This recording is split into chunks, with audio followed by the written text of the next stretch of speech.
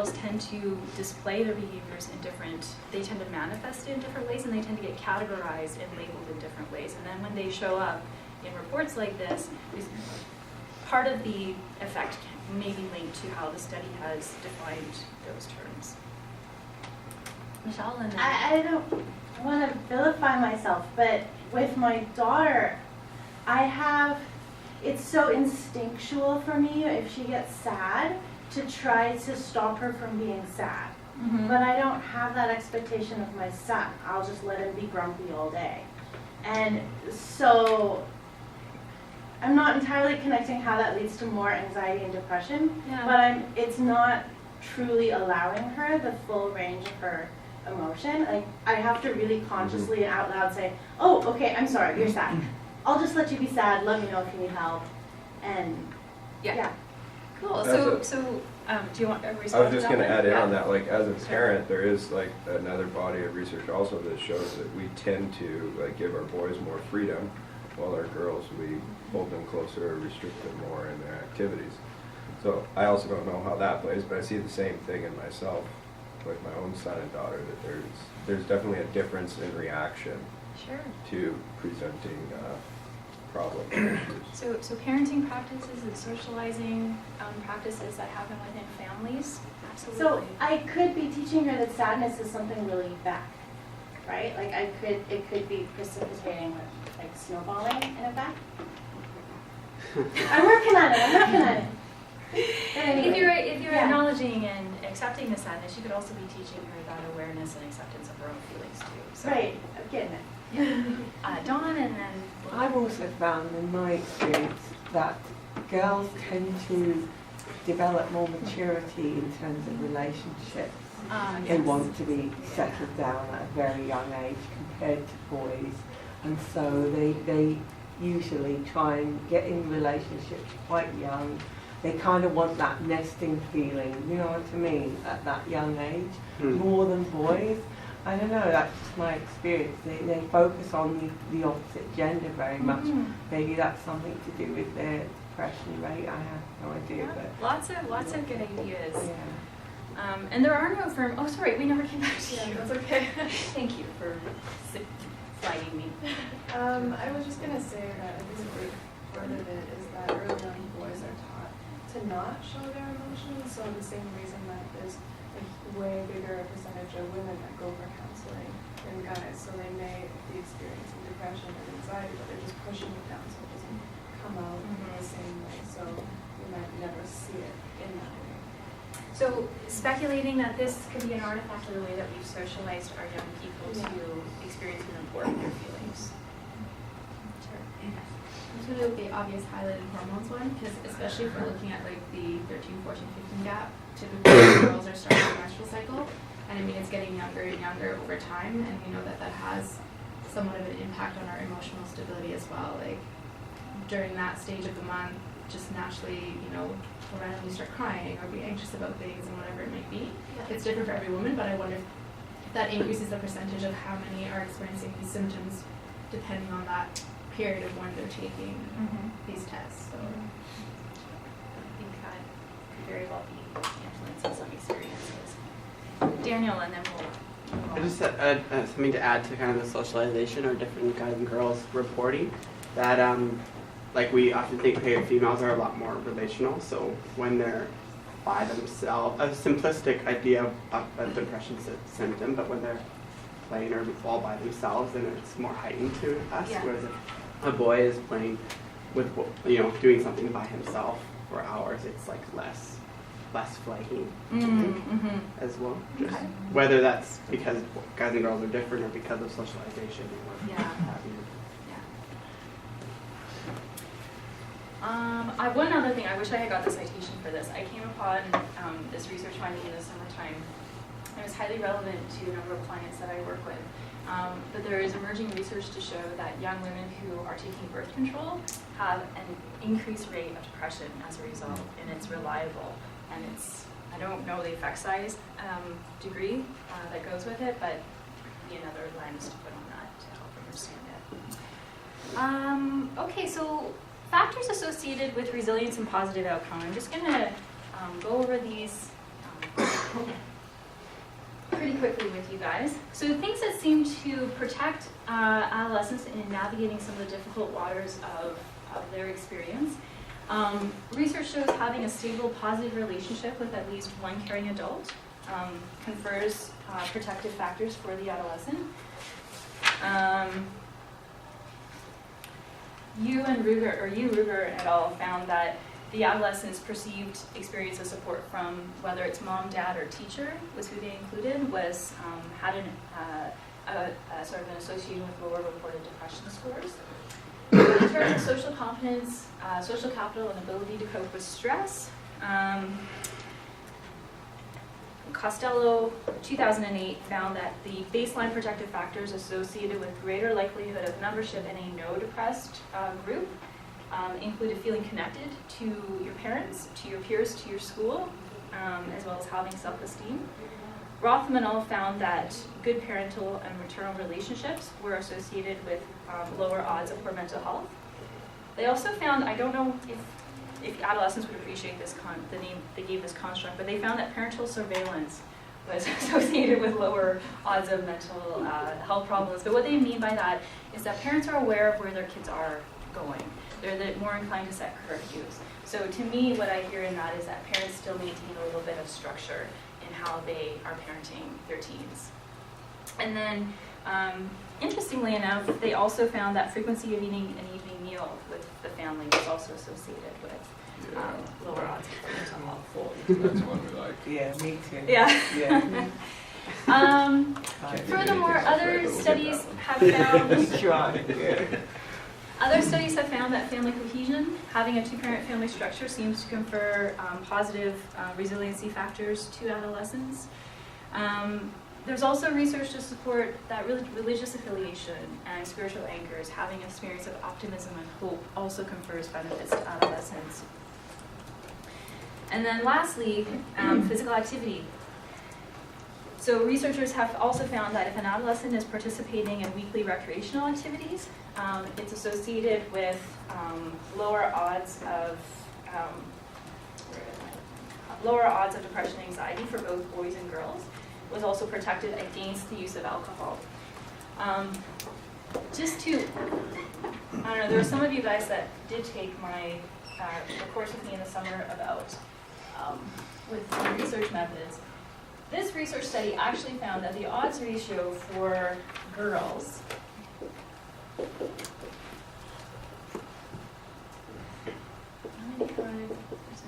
confidence intervals was 1.3 to 1.2, and the boys was 1.8, and the 95% was 1.2 to 2.5. Okay. Yeah. So what this is telling us, So that's 1.3 to 2.2, is it on the top one? 2.5. 2.5? Yeah. That's on the bottom one. On the top one? The girls. Oh, sorry, thank you. Yeah, 2.1. thank you. I'm confused. What is this? Okay, I'm sort of like, this is a teaser for those of you that are going to be taking your stats and research methods courses There you go. in the summer. This is an impressive odds ratio Yes. for physical activity. Yeah. What this is telling us is that, I'm going to round up, and boys and girls who engage in physical activity are in the range of 2 times more likely to be not reporting anxiety and depression symptoms compared to adolescents who are not physically active. Mhm. Okay, so your odds of reporting an experience of depression or anxiety is 2 times higher if you're not engaged in physical activity.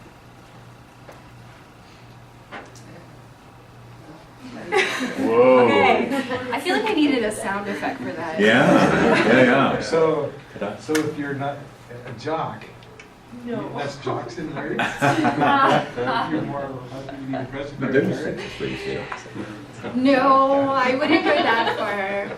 But that's a good, thank you for challenging me on that, because I didn't look to see how they operationalized it specifically. But this could be things like, I've seen it operationalized in studies, that engagement in intramurals, or Yeah. like having a walking routine, or being a participant in a softball or something. Yeah. But something physical that requires full body engagement seems to confer some pretty important protective But there factors. is a social aspect. Absolutely, yes. there are very few sports that you do, unless you're like a long distance runner, that don't require you to interact with peers as you're doing it.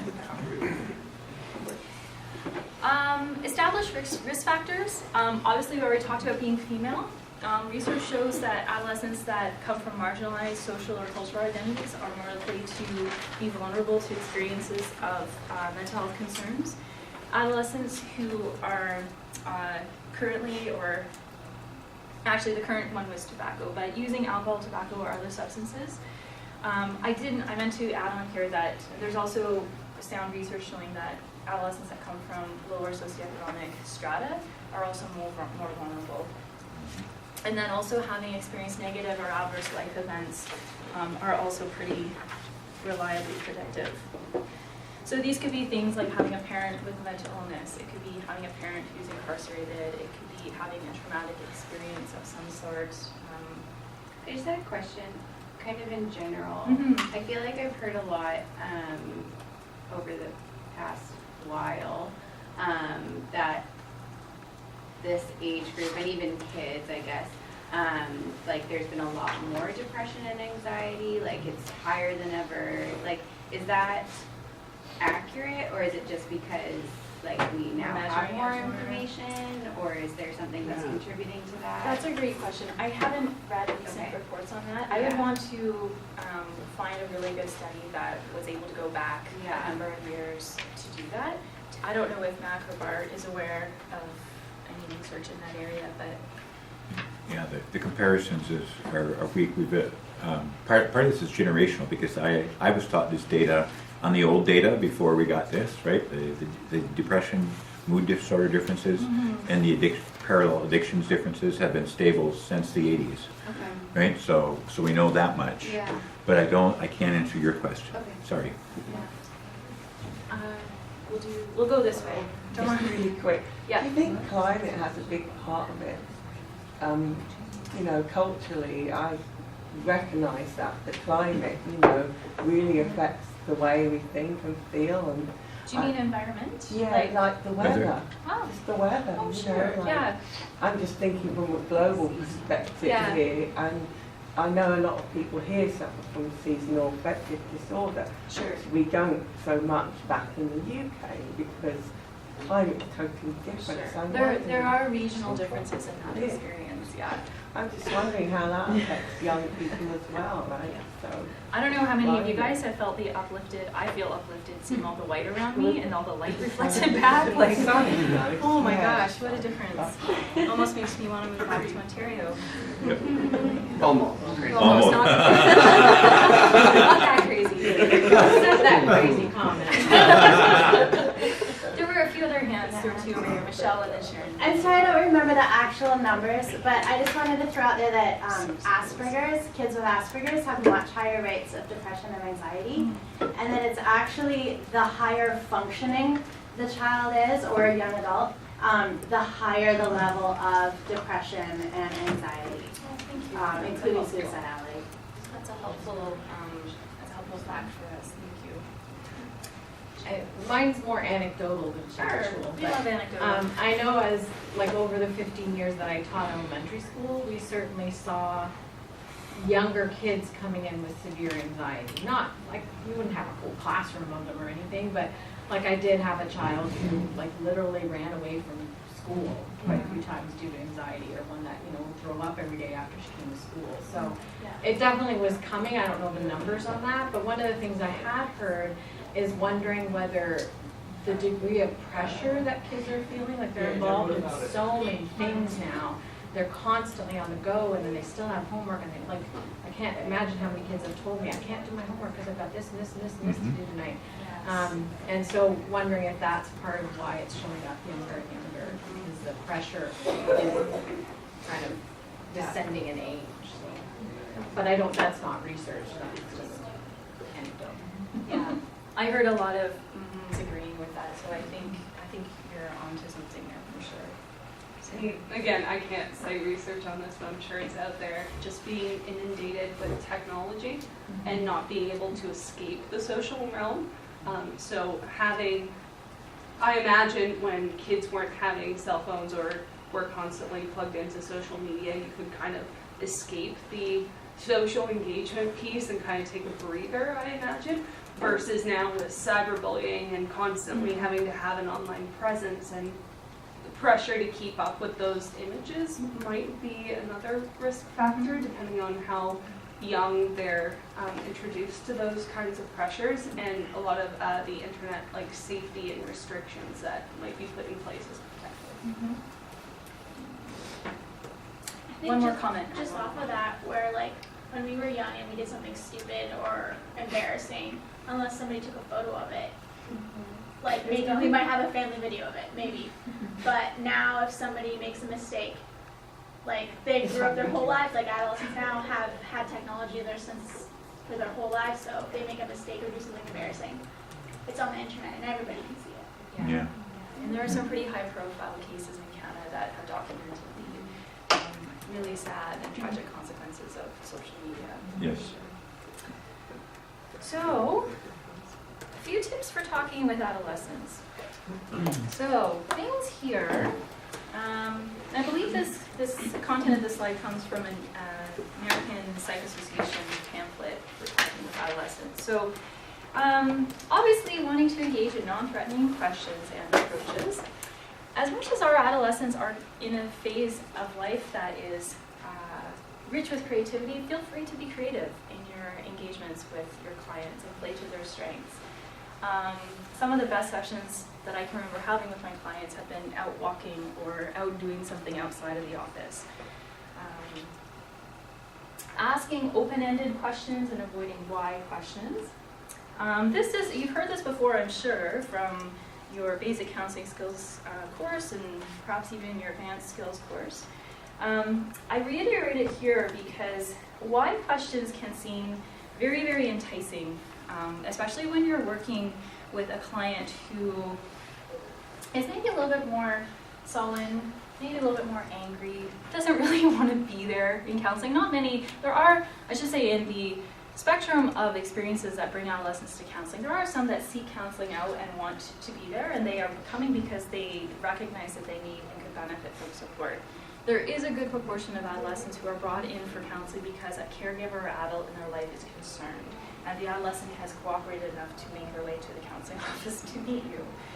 So not every presentation of the adolescent in your office is going to be a happy one. So when you're feeling, and so when I say avoiding the why questions and sticking to open-ended questions, when we feel stuck as counselors, sometimes our default response is to begin to ask more questions, right? We feel like we're a little bit, I gotta make something happen. You guys know some of the why questions are tough to answer because sometimes adolescents and even adults don't have an answer to the why questions, right? So there are sometimes non-starters to begin with. But they're also, why questions are also demands.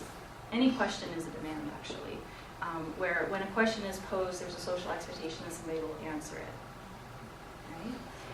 right? So if you're working with an adolescent who, in your sort of assessment of their presentation, doesn't look like they really want to be there, they're reluctant to open up and start talking, rattling off a number of questions is probably not going to get you very far. So staying with open-ended questions, staying with using some attentive silence can be way more beneficial than getting into strings of questions with them.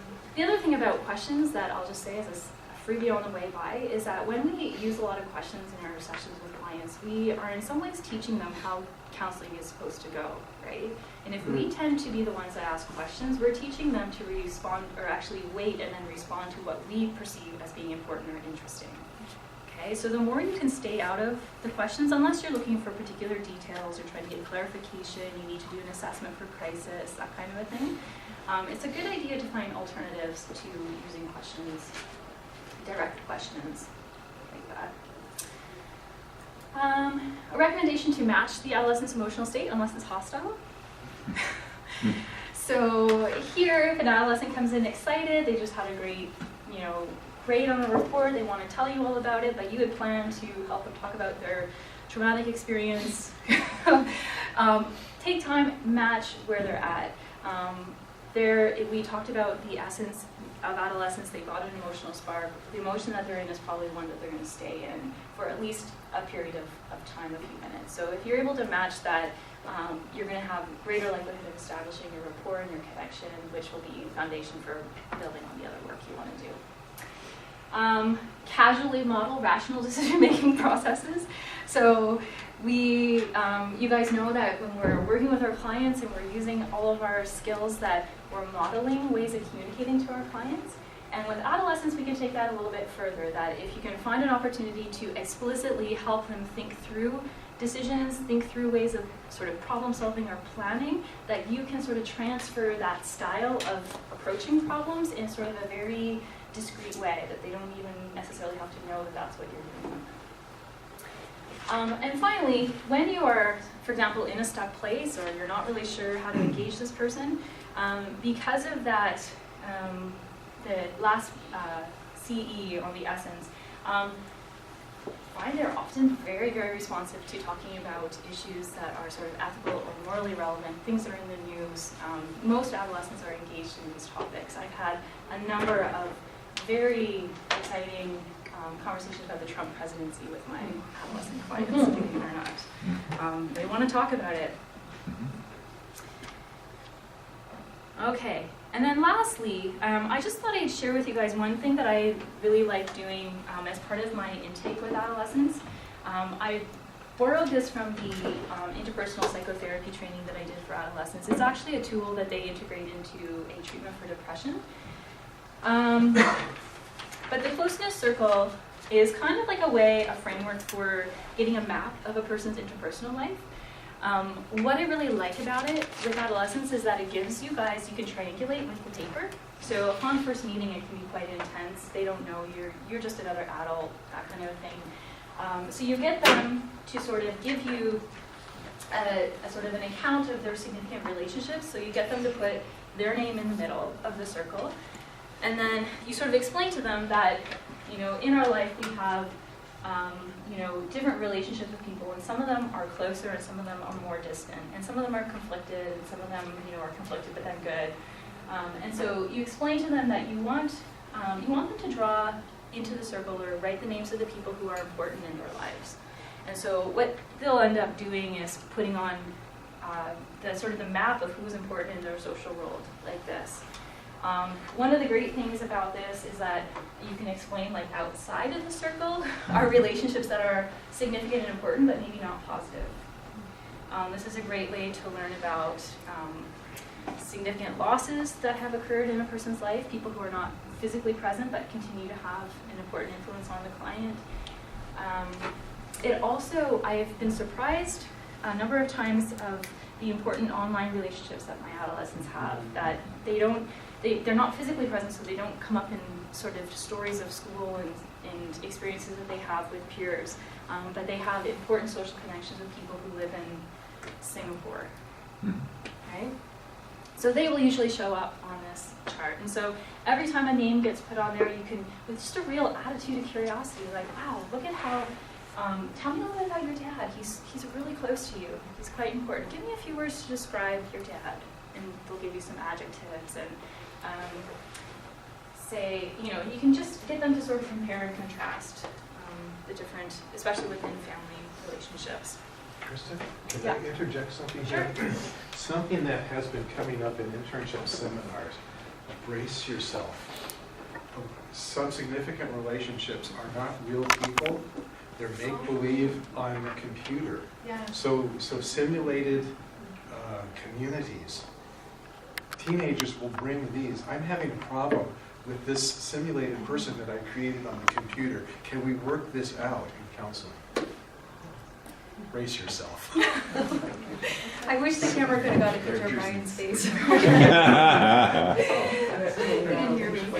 Virtual reality. It was basically jaw open and just furrow brow. I was reflecting on your face.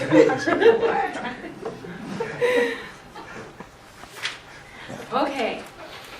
So we are 1 hour in. So I guess we'll keep going, right? And we'll do, is it okay to do? Live? Do you know thing? It's getting a little warm in here. I wonder if we could crack a window? Would that be a crack? You're freezing? Can we open the door? Is it just me? No, it's Eric, would you mind cracking the door? I know if there's more people that come by, you can close it. Close it again. Yeah. Okay, let's talk about, we're going to move into talking a little bit more about the work that we do and interfaces with different legislations that govern our practice from a professional ethics standpoint, but also from standpoint of the Community Child Family and Community Service Act, the Family Violence Act, the Infants Act, and the Criminal Code of Canada. So let's talk about age of consent for counseling. So, recent amendments to the Infants Act, which I believe was in 2013. I don't know if you guys are aware of the actual date to that. 2013, yeah. 2013. The Infants Act allows for children 13 and older to receive confidential health care services from healthcare providers. So you might have noticed my scare quotes. Okay. The Infants Act does not actually specify counselors as, they don't define what a healthcare practitioner is. So I know it's just waiting. I mean to do a face plant. So it doesn't specify what healthcare providers are. So there's a bit of variation from in counseling agencies in terms of what they consider to be the age of consent for adolescents who are seeking counseling. So this would be a case where, for example, maybe a 13 or 14-year-old has self-referred for counseling. Okay, the Infants Act provides that they are allowed to do that without the consent or awareness of a parent or caregiver, provided that the healthcare provider deems the person able to understand the full risks and benefits of the treatment that they're going to receive, that they perceive it to be in their best interest, and that they are sort of developmentally capable intellectually to make that determination for their own health. Krista, now we went over this yesterday. Is my information, I did not have a 13 years old. There was no age. Does the Infant Act The Infant Act covers does specify 13? Yep. Okay. Yeah. So my information was a little outdated there. Because the previous, the Child and Family Act did not specify the age. Okay. Yeah. That just meant we couldn't apply to 10-year-olds this principle. Yes. Yeah. We can apply it from 13. But in 2012, we could apply this to Well, actually, the Infants Act is older, but they just updated it in 2013, right? Yeah. So, Yeah. so we've been doing this since I was first registered in BC in '96. So. Yeah. Yeah. Yeah. But So the it age is- was not specified prior to Okay. 2013. Yeah. Yeah, and it is a special case for adolescents. It is true that a child 13 and younger Yeah. would need to have parent consent. Yeah. Okay. So because it doesn't specify, does this include counselors, some agencies have adopted the age of 13, while others have looked to other sources for direction about how to do this. So, for example, some agencies, McAvoy, your text that you use for your practicum is a great reference source on this. Some agencies apparently will use the age of consent for sexual activity, which formerly was 14 and now has increased to 16. And so that was their rationale, is that if a person could consent to a sexual relationship, that they could consent for counseling. Other agencies will use the voting age, sort of the age of majority, 18 to 19, but it always varies. So if you find yourself in a internship site or a practice site where you're seeing adolescents, a good idea to get clarification about that agency's policy in terms of their age, that they consider the young person to have the ability to consent. One other thing. Let's see here. Consent during marital breakdown. So I don't know if this was covered yesterday, but it is possible. Well, it is possible for an adolescent to consent to counseling services on their own. Usually, there is a parent or guardian involved. What matters? Sorry, there's a typo there. In a counseling context, when you're working with a child, so a child has been referred to you, for example, and the family system is in the midst of dissolving. There's a marital breakdown there. And you are thinking that I need to get consent, this child is 13, I'm not sure, the policy of the agency is 14. What matters in this case is that which parent has parental responsibility. Because they'll need to consent to the counseling service. If both parents have been granted parental responsibility, you need the signature of both parents to engage in the counseling process with the young person. If it's just one person, you just need that parent's signature. Okay? There can also be a number of other people who are, there can be more than 2 people who are involved. So it's a good idea to ask specifically who has been granted, what's the phrasing here, parental responsibility of this child. And if they're not going through emotional breakdown, it's just the one. Like if like, do you always need both of them if they have, or if it's like? Yeah, if the family unit is intact, I've only ever gotten one. I don't know if you've gotten both. Well, in FRC, what we try, there's a difference between the big principle and how we practice it locally and then practicum. In FRC, we go for both, and we make that as kind of our default position, but that's an agency specific. That's not very reflective of our. I'll say in the ministry, we get one parent signature. And that's sufficient. Yeah. And again, that's only if the child's under 13 that you need the parents. Under 13 or in that sort of gray area where you are thinking it's in their best interest that parents know and be involved, and then